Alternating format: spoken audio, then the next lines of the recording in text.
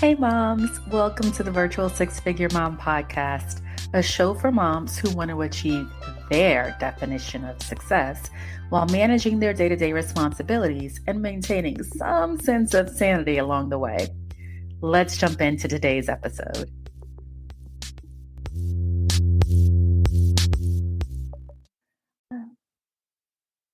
Hey, good morning, good afternoon, good evening, mom friends. Today's episode is super special for me, right? It's personal, but I know so many of us in this mom friend community are going to benefit, right? Like, no doubt in my mind, this topic is something that so many of us struggle with, and I'll say for so many reasons. We have the one and only Karese Laguerre here, who is just, there's a word, she's into myofunctional therapy. Am I saying that right? Okay, good. Yes. So, pediatric dentist at one point shifted her trajectory and realized there was a need to talk about sleep, not just in children, but also in adults. And so her focus has been on really transforming, the connection between sleep and how it impacts the household overall. And there's so many pieces to that. So we're going to dive into all that today. Welcome. Thank you so much for joining us. Thank you for having me. I'm super excited to be here and to share. Yay. So I talked high level. I guess tell us who you are and what you do. I am a registered dental hygienist by licensure and initial trade. However, I don't practice clinically anymore. I do myofunctional therapy now full time. And so myofunctional therapy, I'm sure we will dive into it deep, but a broad overview is it's kind of like personal training, but for all the muscles below the eyes, but above the shoulders. So all those muscles to help strengthen, coordinate, and really facilitate better and optimal function. Okay. So what led to this transition, right? So you're still, you can still do the dental work, right? What led to the focus on myofunctional therapy? My children. And I think children always lead us onto different and strange paths that we wouldn't have otherwise gone onto.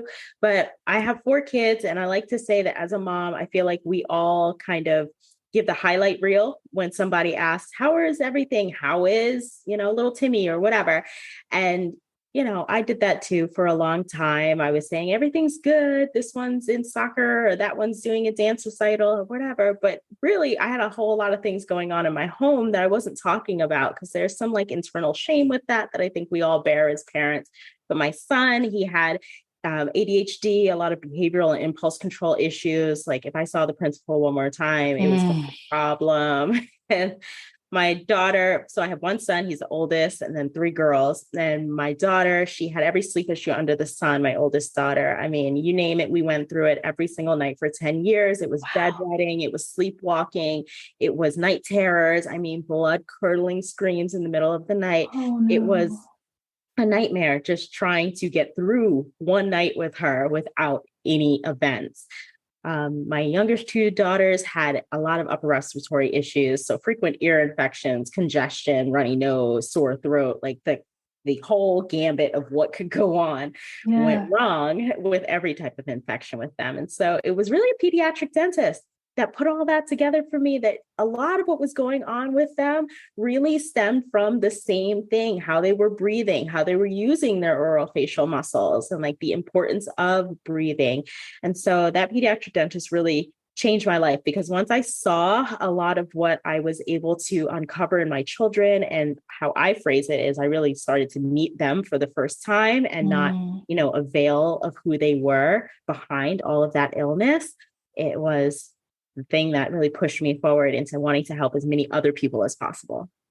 Wow. I'm sitting here nodding because I can relate. Now, I only have 2, but my oldest daughter, ADHD for sure, the behavioral issues. Like if the school calls me one more time, like I don't know how to fix this, right? Like, so in and out of doctors' offices and therapists, and like there was just a long list. And I love her to pieces, but even to this day, there's still some struggles, right? But she's grown, right? She's in her 20s at this point. And then my 16-year-old, she, as a young one, did the whole sleepwalking thing. And it was so terrifying for me because there were times where she would literally set off the alarm in the house and then come back upstairs. And I was a single parent. So like, it was just like, there was no sleep for me or anyone else in the house at that point. So I was sitting here relating to everything you said. There's something about knowing you're not alone in this journey that I think is so important and comforting. Absolutely. That's why I wish more people would share, because it wasn't until I started sharing my story that I realized that other people are going through this too. I was not alone. Yeah. Let me ask you this. How much sleep do we really need, right? Like how much sleep? I've heard the 8 hours. It sounds great. I know sometimes I can function on 7. If I'm in the 5, 4 or 5 range, which is far too often for me, I'm no good. Some people are super productive and they only had 5.5 hours of sleep. Is there a standard? Is there a target we should all aim for? So there's no standard. And I know it's a common misconception, and everybody hears that, research shows 7 to 8 hours is that wonderful window. But unfortunately, a lot of that research was done in the 1950s. Since then, we've had a whole bunch of changes. Our diets have changed. Our encounters with technology have changed. Like people are exposed to a lot more blue light, and we have more stimulants that are around us that we didn't have in the 50s. And so I would say that really the focus shouldn't be on how long you should sleep. It should really be on the quality of that sleep. So instead of the quantity of time that you're in the bed, it should be the quality, because you'll find that sometimes if you do certain sleep tests, or even if you have certain sleep apps, like Snorlap's a wonderful sleep app. And that one, when you're sleeping and you're in bed, let's say you're in bed for 9 hours and you think that you've gotten 9 hours of sleep, you'll wake up, you'll check your sleep test, and it'll tell you that you only got like 3 or 4 quality hours of sleep. Wow. And so that's why you still don't feel well afterwards, because it's not really the duration of time that you're in bed. It's what's going on while you are in that sleep. We need all the restorative processes. Otherwise, you wake up and you still feel equally unrested. You mentioned restorative processes, and I want to dig into that a little bit more. So what does that mean? In my head, as someone who has struggled with insomnia for so many years, what does restorative process? What happens when we're asleep that makes it so critical? Oh, so much happens when we're sleeping. When we're young, like for children, it's incredibly important because growth, the only time we get the human growth hormone to be secreted is during stage 3 sleep. It does not happen any other time. Like your kids don't have growth spurts in the morning or during the day. It's only at night. But throughout the lifetime, outside of the growth window, you need it for cell regeneration. We need it for our immune system and the brain. The only time the brain is going to actually drain or cleanse itself is going to be during sleep. So sleep is the most vital time for our bodies to really get that brain health and restore everything. So we're implanting memories, the brain is draining. We're really learning our anything that we got out of the day. If you learn something new during the day, the only time that's going to be really implanted into your brain is when you're sleeping. Like that is actually digesting in the sleep process.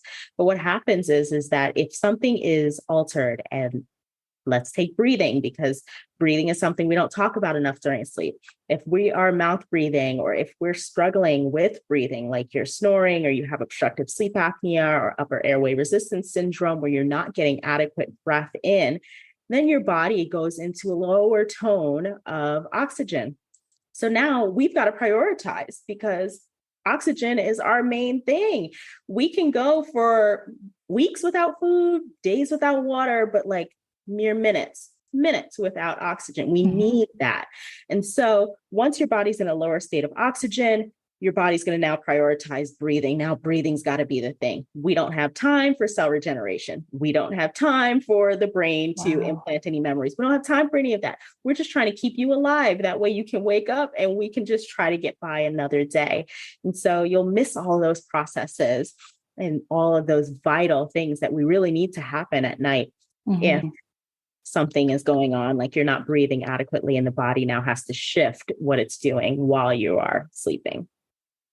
This is so good. And I'll tell you, as someone who has gone through rounds of medication, some of the tough drugs with the horrible side effects, nothing against anyone who takes them, but I just know my experiences. I was doing things in my sleep, like things you hear about on the news, like that was my life. I'm texting people, have no recollection of it. It was not healthy. And then I guess in the past year and a half-ish, give or take, I was diagnosed with sleep apnea.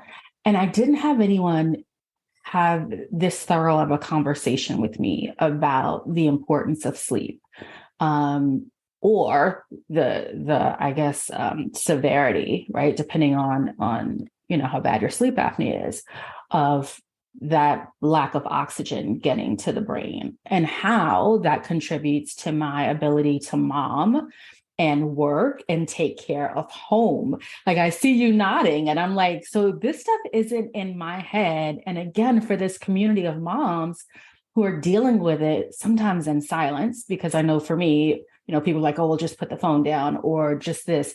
But I'm like, there's something else to this, right? It's not just me. Absolutely. It's not just you by far. I mean, 80% of people go without being diagnosed ever. Most people don't ever get to the point where they're taking a sleep study and they're being diagnosed with whatever sleep disorder it is, because sleep disorders, especially sleep breathing related disorders, have a spectrum. It goes from snoring, which is a parasomnia and a type of a breathing disorder, all the way through to obstructive sleep apnea. So there's lots of stuff in between there with restless sleep, tossing and turning. I mean, you'll have a lot of different things, restless leg syndrome that could be occurring. And so you're not alone by far, by far. What are your thoughts on the medicines, right? And some of my really good friends, I love y'all, have been taking this stuff for a long time. I did, and then I stopped, and some of the drugs are more harsh than others. And I know this from experience. So what are your thoughts on prescription, over the counter? Is it unique to everyone? And then I want to dive headfirst into myofunctional therapy, because that's kind of where I'm going with my sleep issues right now. Absolutely. Okay. So the medication is not necessarily to put you to sleep. It's more like a sedative.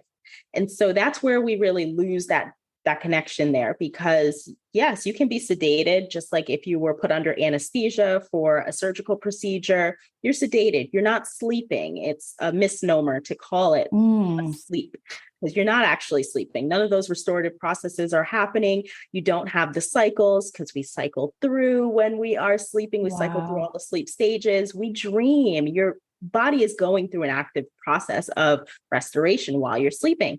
When you're sedated, you're just kind of in a light coma, is what we can call it, because it's not happening in the same way as sleep, where you are restoring the brain, where you're getting any vital functions. So I really don't have a positive view or take on prescription medication. May some people need it, because otherwise they might not be able to ever get into any type of sleep or body resting in a different state, probably. But for the long run, it's not good, because it's going to alter your circadian rhythm. You won't be able to naturally cycle into sleep. That's how people become addicted or wind up needing these things, because it's hard to wind down off of them.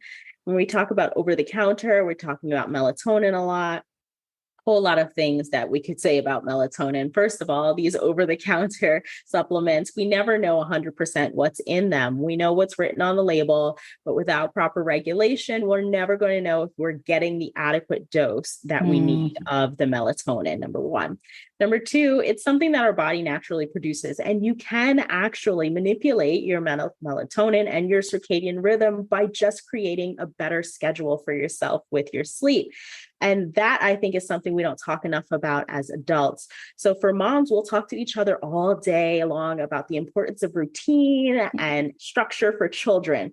That's not just for children, it's for all of us. We need that too. We need that as adults even more so, because if we're not in a structured routine, we won't be able to adequately cycle down into sleep, get that melatonin naturally produced, and then wake up adequately. We've got to build up sleep pressure, and we can't build up sleep pressure unless our circadian rhythm is adequate. Wow. And it's all going to be thrown off.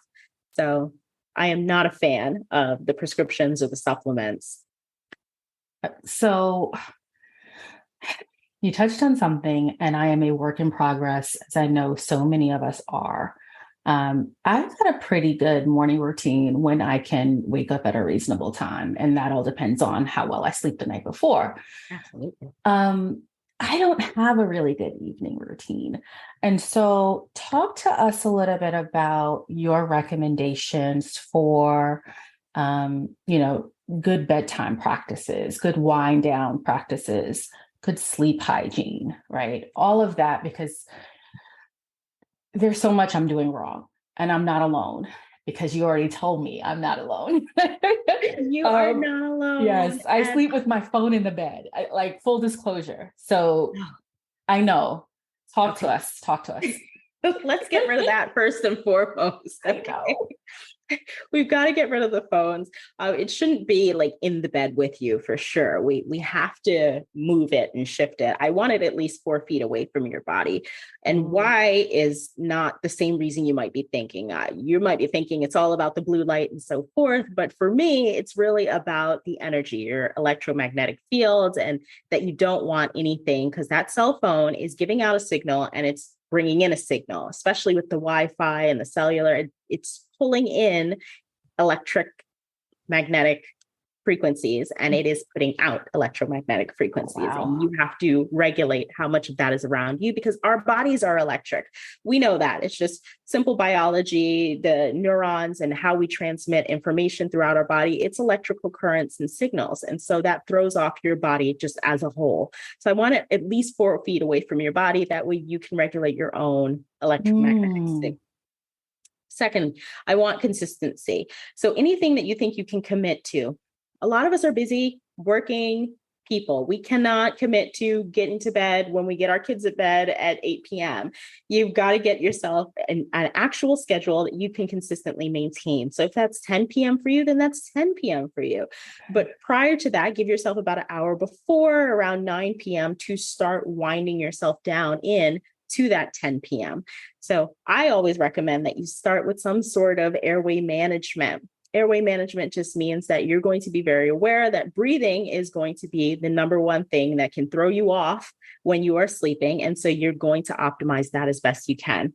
Have a nasal hygiene routine. Nasal hygiene routine can consist of saline or just rinsing out the nose with a nasal spray or a nasal pot that you would use to clean. So you clean out your nose and then use something to help you open it and keep it open. So whether it be a nasal dilator, which looks like some little cones that you would just put in your nose, or a strip that you would put on top of your nose. Either way, it's either holding it open from the inside or holding it open from the outside. I want you to make sure that you're adequately allowing your body to take in an optimal amount of air. Then from there, after you've done your nasal hygiene routine, I want you to have a routine that you would use to relax your way into bed. So whether that's you taking some time to meditate, whether that's you taking a bath and really just enjoying and luxuriating in the ability to have a bath, because what a luxury that is. I can't remember the last time I've taken one of those. Yeah. Have a bath, have a book that you read and that you wind down in. Take some time to relax your way into sleep, because the first few stages of sleep, stage 1 and stage 2, is your body starting to relax. It's starting to unwind and your vitals are starting to drop a bit because you're starting to fall into those lighter stages of sleep. And so allow your body to prep its way into there. So be consistent, get an airway management routine, make sure that you are allowing your body the ability to breathe and giving yourself your best shot at good, adequate sleep, and then relax your way into those first few stages. That way, you actually consistently would be able to fall asleep by 10 p.m. Mm-hmm. This is so good. All of this will be in the show notes. There's so much here that I'm like making mental notes, but I need to like actually write it down maybe on a sticky and put it on the bathroom mirror, because these are things I'm not doing, right? At all. Let's talk about the book. Talk to me a little bit about what kind of prompted you to write it.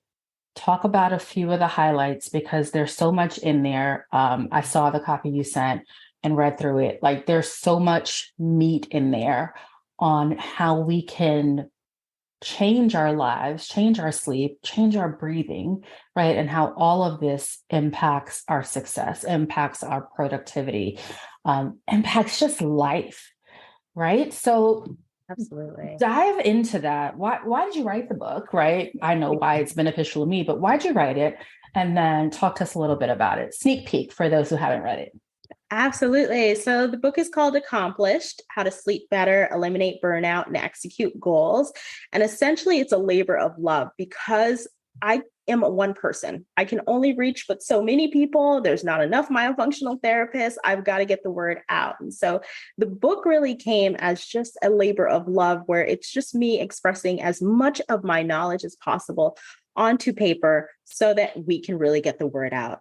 And it's a step-by-step playbook, one, as to why traditional sleep hacks, tips, techniques, whatever you may have found on the internet aren't working for you, and how you can naturally optimize your sleep so that you can take all that you would get out of these restorative processes, particularly of the brain, so that you can wake up and you can be your most productive, your most focused self, and then use that to now take that peak productivity onto the next level and get to wherever your next goals are. We all have goals, and they take little micro steps in order to get to those goals. So sometimes the first step is really to start with your sleep, optimize your sleep, really get that going well.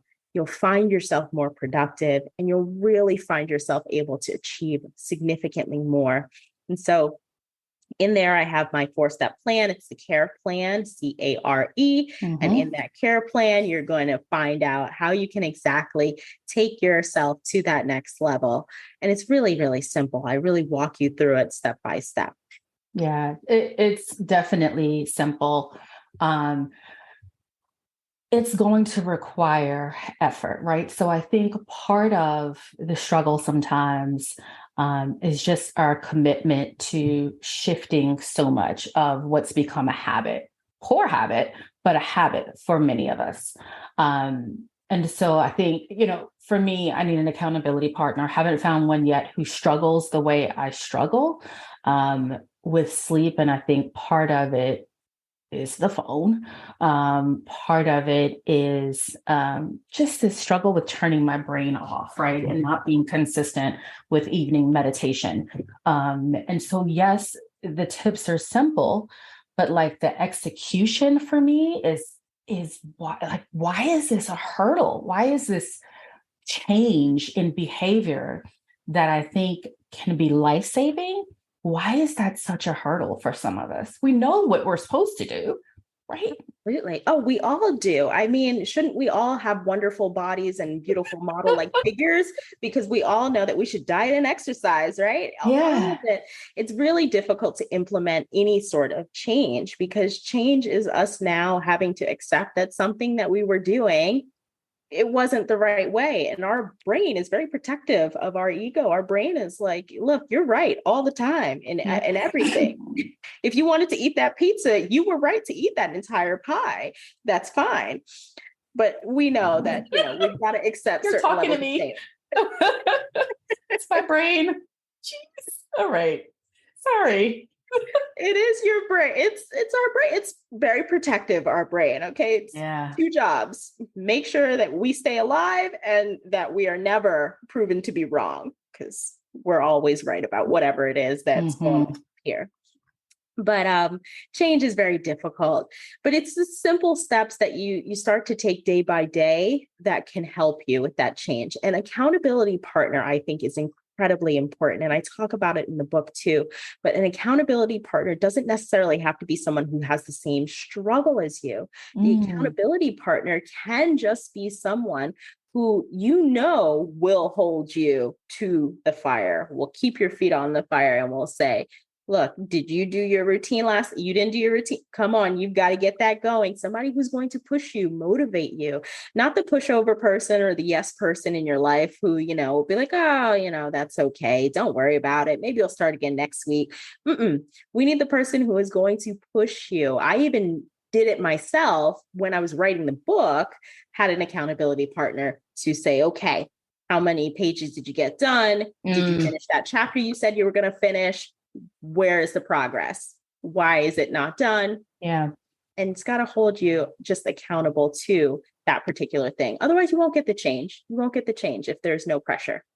And the change is needed, right? Like we've already talked about essentially the connection between sleep and productivity, sleep and your brain functions, right? Which then lead to an impact on productivity. And as a mom, for me, as a working mom, as someone who wants some sort of balance, I've got to be productive. And I'm not my best self if I haven't rested well. You mentioned one app, SnoreLab, I think is what you said, right? Yes. Okay. I just heard about another app called Rise, and it focuses, it seems, on sleep debt. Talk to us about what sleep debt is. It's exactly what it sounds like from my perspective, right? And then how to be, I guess, more aware of it. Are there other apps we need to? Is it even possible to catch up on sleep, right? Because I've heard mixed messages on that. So, do we care about our sleep debt? Dive into that for me for a second. We care very much about our sleep debt. It is not something that you can catch up on sleep. I would say if you're going to take an analogy of it, it's kind of like if you were to put clothes in a washing machine and you run that load and you know that everything sort of like sticks to the side, or if you have one of those just top loading ones, everything kind of falls down to the bottom. Okay. Now, if you want to visualize that as space, you would put more clothes in there and just run another load. But that first load is pretty much a wash. Like you can't really regain that, right? And that second load isn't going to be optimally washed. None of that is even going to fit into your dryer now. Okay. So let's imagine the brain having that kind of backup now. So like I said, those restorative processes, if you're not sleeping and you're not getting that stuff done, well, now we're putting our brain into that deficit where now it's building up a backlog of all of that information. Yes, that it's not going to implant, but two, more importantly, is that we have our lymph nodes and lymphatic system to drain things. Like we have our whole process throughout our body. Our kidneys will cleanse and we will go through those processes when we're awake. The brain is not cleansing. And so you're going to build up some fluid that is waste fluid that needs to be drained from that brain. And you're just going to be putting another load into that washing machine, another load and another load and another load. And eventually you're going to find yourself at an overall deficit.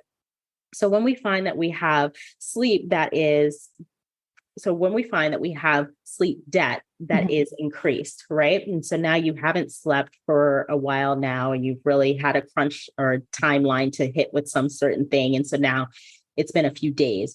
Now you're not cognitively functioning in any sort of way like you normally would or like you optimally should. Now you've got more of a drunken mind. Okay. So imagine balance is going to be off because our brain and our balance very well aligned. Your memory function is going to be off. You won't be able to concentrate as well. You won't be able to articulate different ideas or thoughts. These thoughts won't go from the brain to the mouth the same way that they would. So you're really functioning as if you were inebriated, but you maybe didn't have a drink at all. Yeah. So it's going to really build up for you. And you don't want that sleep debt because you can't catch up on that now. This is now days of time that the body has built up. You can't now sleep for days. That's not going to help. And that's going to bring you now to that level of zero. All you can do is try to optimize and make sure that the next night is decent enough that you can drain a little bit more. And then hopefully on the long run, you'll be able to regain some of that function, but not helpful. Wow. This is so good. Like this is one of those episodes that I'll have to listen to for me, like as little nudges and little reminders. We did have a community question come in for you because so many are interested in this sleep conversation. And it's about hormones and sleep, specifically menopause or perimenopause and sleep, right? And how our hormones impact our sleep or lack thereof. And any tips for maybe better sleep hygiene as we shift into this amazing time of life. Oh man, the most fun time of life for a woman is that's the word we'll perimenopause into menopause. This is going to be a time where, yes, your sleep is going to be impacted significantly. It's going to be more difficult for you to produce a little bit more of that melatonin to get yourself into sleep. So you're going to have to work a little bit harder than you would your younger self, having to do anything with sleep hygiene and or winding down in your routine. You're going to have to do more. Okay. Your sleep pressure is going to be a little bit more difficult to build up. And so with those hormones and the changes, it's important that you change your routine and your schedule around sleep too. You're going to want to build up some more sleep pressure. And so you may need to take a shorter nap during the day. No more than 20 minutes are you allowed, and preferably before 3 p.m., but take a little nap. And that's going to help you significantly. You'll get a little bit of restorative sleep in there, build up some energy that you might be lacking because as we're going through that shift and that change, we know during the day we do have those changes. And so we want to get a little bit of that sleep. It's going to give you that little micro burst, and it's going to allow your body to build up some more pressure because it's only 20 minutes. It's not going to give you enough that you're now going to not be able to sleep later on at night. It's actually going to make you feel more like, oh, yes, okay, I've definitely got to go to sleep. So you're going to build up that sleep pressure, increase that melatonin, and then find yourself winding down easier into your routine whenever your consistent bedtime is. Because remember, that's the most important, making sure that you're consistent with a lot of these routines. Okay. Wow. This has been beyond helpful, right? And I'll even go ahead and say life-changing because sleep is so mission critical. Yeah. And what I need from you, and I hate to put you on the spot, but I'm going to do it. What I need from you is a part 2. And I would need to talk about the kids. So I mentioned my youngest is now 16, but her issues with sleep are consistent. Like she still struggles. She's not sleepwalking, but there's a struggle. And so I want to talk about how best to help our children. And we'll probably have to cover the younger children as well as the teenagers, establish better sleep habits because it's different for them. Right. It's especially if we're talking about toddlers and getting them to rest and naps and bedtimes. Like I was a go to bed at 8:30 kind of mom, and not every parent is, right? Like I don't want to see you at 8:31. Now it's different. Now she's up at 2, 3, 4 o'clock in the morning, like pacing, it's the phone. So I really, really, really, really, really, and I know the community wants it as well, you to commit to a part 2. And we could do it podcast style. We could do it IG live style, whatever works best for you. But can I count on you for that? Absolutely. Absolutely. Yes. What else do I want to share? One lucky listener is going to get a copy of your book, and I'll just slide that in there now. It's going to be on me. So I'm excited. All they have to do is email me because it's something I want them to have. Again, mission critical, especially for this mom friend community we have here. So I'm handling that. How can we find you? How can we connect you? How can we get support from you? How can we support you and your efforts? The very best way to find me is through my website, because right there you can schedule a free consultation at any point in time that's convenient for you. It's themyospot.com, TheMyospot.com, or you can follow me on social. I am on Instagram, no, I'm not on Twitter, Instagram, Facebook, and TikTok. Yay! The Myospot. Perfect. Thank you so much for your time. Thank you for your expertise and insight and guidance. And I could go on because, like I said, this was personal for me and for so many in this community that this is timely. This is real timely, and I needed it. So thank you. Thank you. I enjoyed it so much. Thank you so much. Can't wait for part 2. Yes, I'm excited. I'll talk to you soon.